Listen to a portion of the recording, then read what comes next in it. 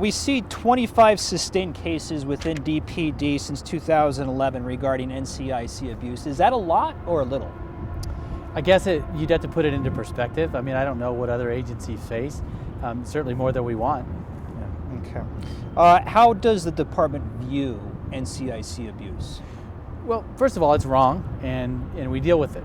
But I think what's really important for you to understand is that NCIC abuse by itself is one thing. What is done with the information then prompts what level we're going to address the behavior. So if an officer inappropriately accesses NCIC, it's basically a level 1.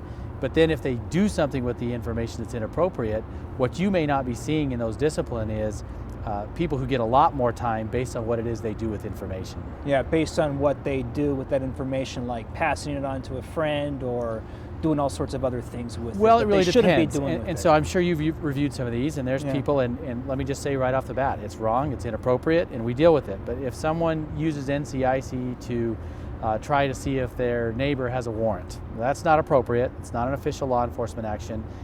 But if they realize that that's not a good thing, and they come in and they say, I shouldn't have done this, that's handled at one level.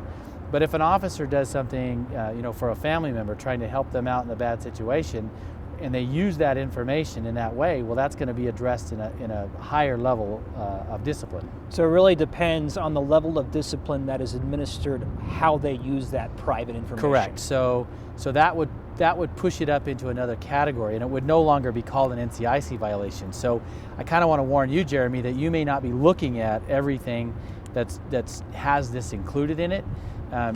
Some of these cases, in fact, we've had officers who are facing criminal violations, serious criminal violations, where an NCIC violation is pretty minor compared to the rest of what's happening.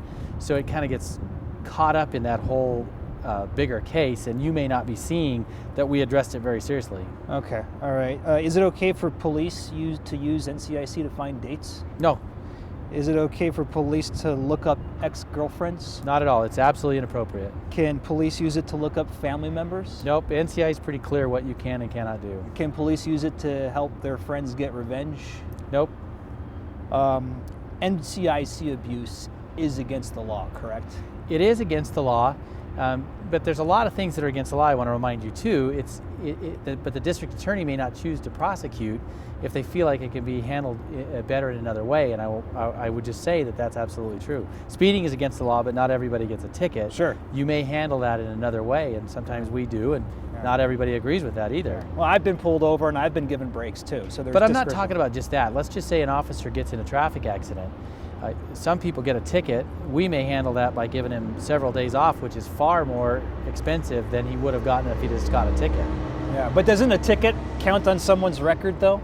Sure, and again, then that raises an issue that some people have with the way we handle discipline. But the other thing, Jeremy, I want to make sure to point out is, remember that our discipline process here in Denver is based on a matrix. And that matrix was derived at by a lot of stakeholders who put all of this into something that would make sense, that if you do this, this is what the range of penalties is. So people may feel like that's not enough of a penalty, but it's absolutely pre-prescribed.